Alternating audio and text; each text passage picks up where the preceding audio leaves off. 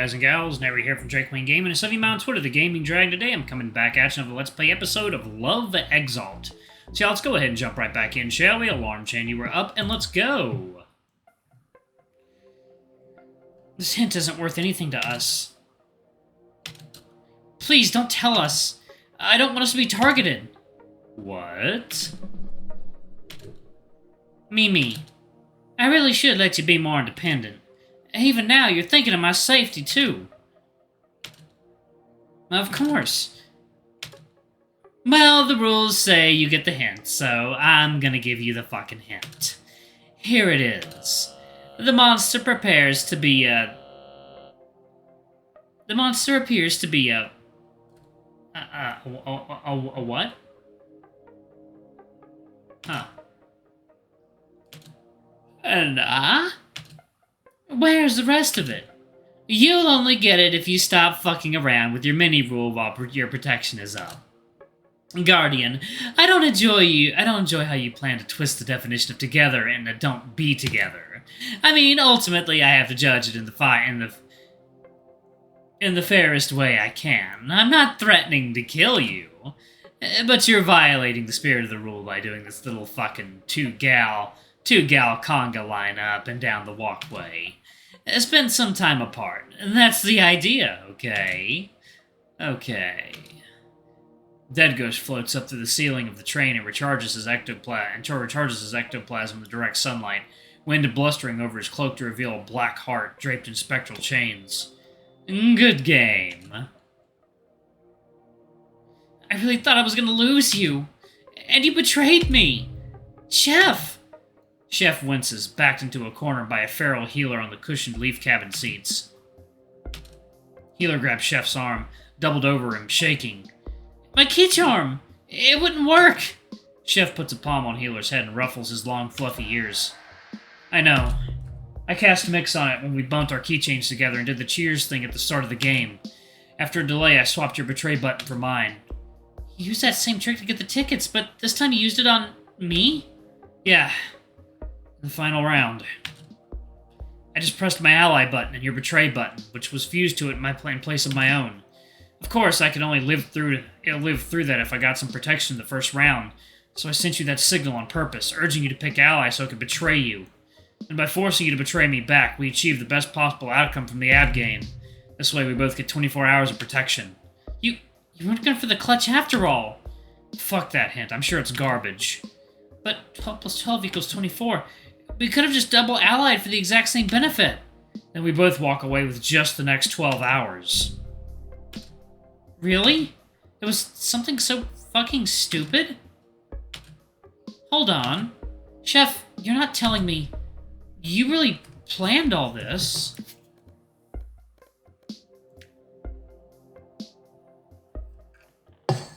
Yeah, he did. Chef's a smart boy. You really planned all this? Chef averts eye contact. He pulls his beanie down and sinks into the seat, his paw softly wrapping around Healer's. Sorry, dude, I can't really explain, but I went a little crazy. Why didn't you tell me? Chef pulls Healer up into the seat. They move their bags out of the way. According to the time of the train's internal clock, the lights transition to a cool, smooth blue for noontime naps. Healer's eyes are still wide and feral for a moment of silence. Then, his red iris mixes with the noontime blue, turning soft purple, and his eyelids droop. I fell apart in the final round, Chef. I really thought you were gonna die. Was there no way you could have warned me about this? Take off your jacket. Chef takes off his jacket. To be honest, I came up with this plan a long time ago. How long ago?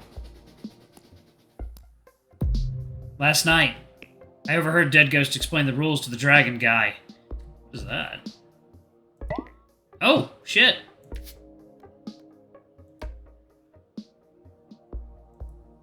Fauna, goods, unique, flora, potions. Brew of undisclosed non-toxic ingredients which have been systematically subjected to abilities belonging to classes such as lover, chemist, alterer, perfumer, alchemist, and transmuter. When consumed with intention in small quantities, it has been shown to amplify but not create affection for others. Also contains pink Z66 dye. Natural hue is black. Huh.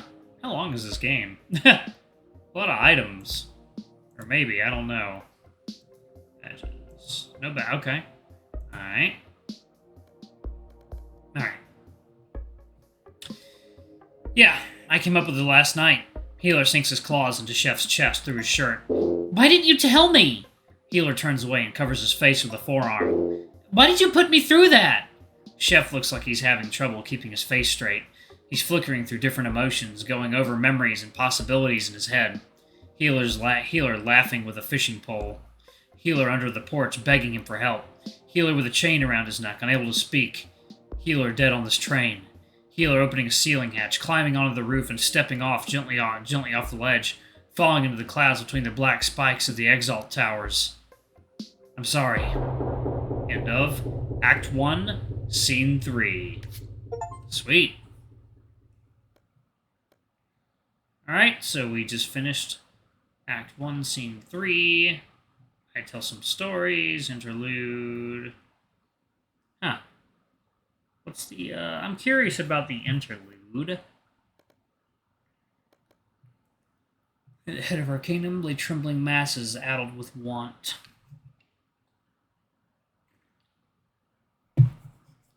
Alright.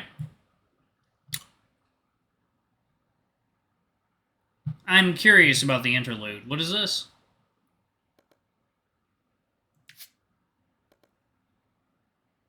Oh. Ah, okay, there we go.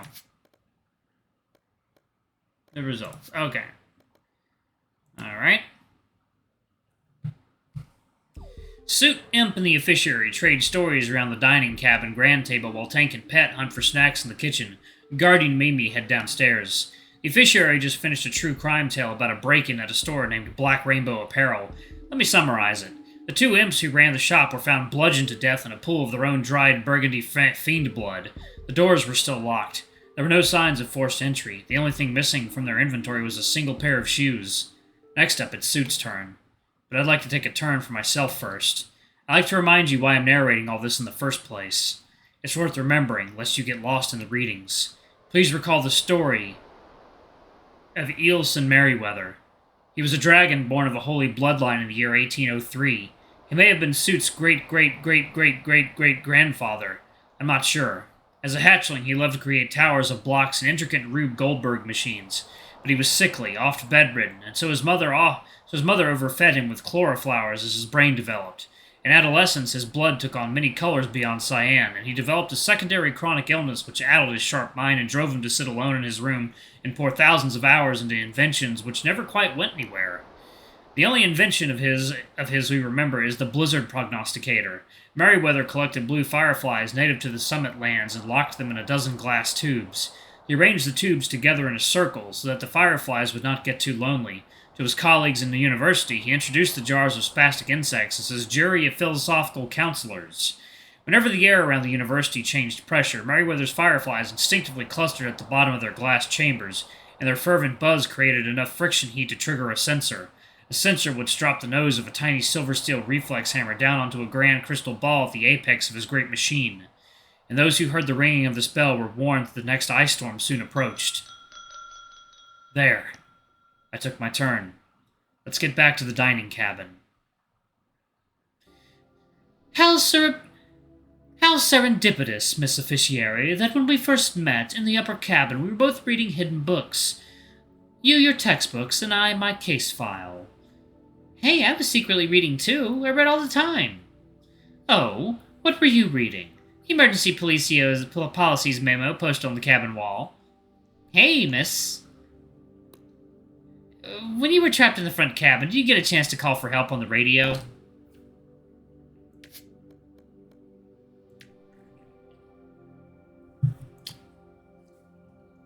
Unless we get rescued, I'm not going to live too far past day 3. What makes you say that? I'll speak of my time in the front cabin later. For now, let's share some stories. Oh.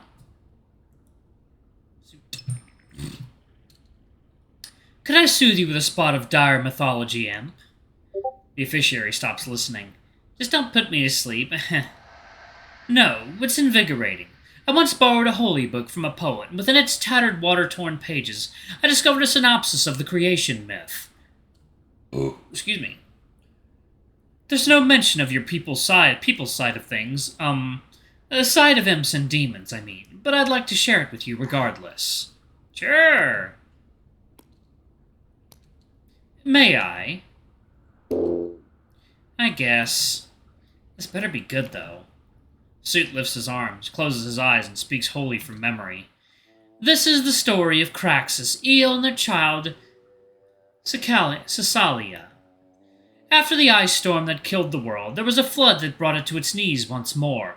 Waters of brown salt racked the earth, as an act of malfeasance on the part of the first god, who was disappointed in himself for the many failures he had wrought through his attempted perfect creation. In time, the peoples who lived on the earth overbloomed in churning generations, and in the visions of beauty they layered onto the world around them. And it came to be that they destroyed themselves and almost everything else with a flower. The natural cycle of the sun and the moon collapsed under the power of the death flower, and all perished with great suffering. But for two families. Sure.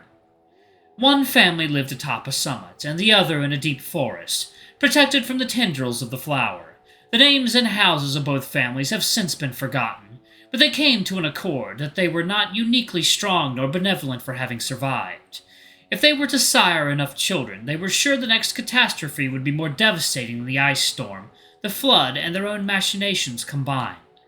They mitigated their bloodlines for many thousands of years, begetting many children of many races, but never allowing their numbers to blossom into apocalypse once more. Actually, I'm going to go ahead and pause it right there, y'all. Alright, thank y'all so much for watching. Don't forget to like, comment, subscribe, ring that notification bell. I love you all, and I shall see y'all in the next video. Bye-bye!